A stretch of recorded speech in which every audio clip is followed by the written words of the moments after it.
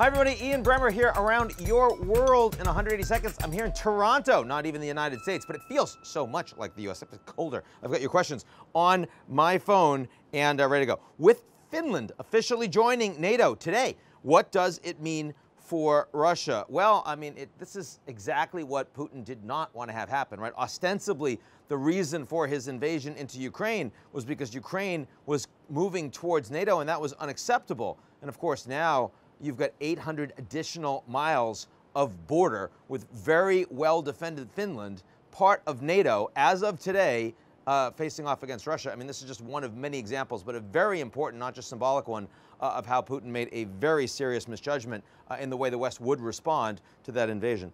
Is there a global impact on U.S. foreign relations with Trump's indictment?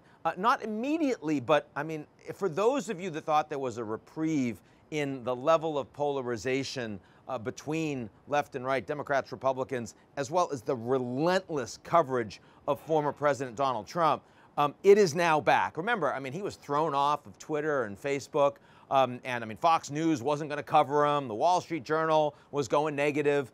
Now he's back. Now the GOP is all aligned with Trump in criticizing this indictment, saying it's politicized.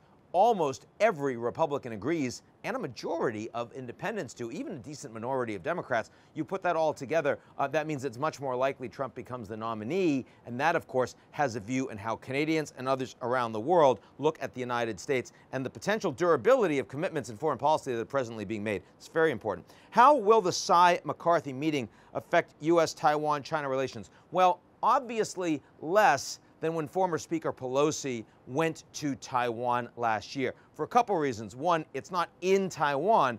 McCarthy backed off of his trip when Tsai actually called and said, hey, we don't want you coming to Taiwan. Remember, when Pelosi came, there were significant economic sanctions that came from China. That just hurts Taiwan. They don't need that again. They don't need the escalation of tensions around the Taiwan Straits. And also the fact that it's opposition party, so clearly the Chinese understand this is not being driven by Biden, by his allies. I still expect that there's going to be significant performative negativity from the Chinese government in direct response to the meeting.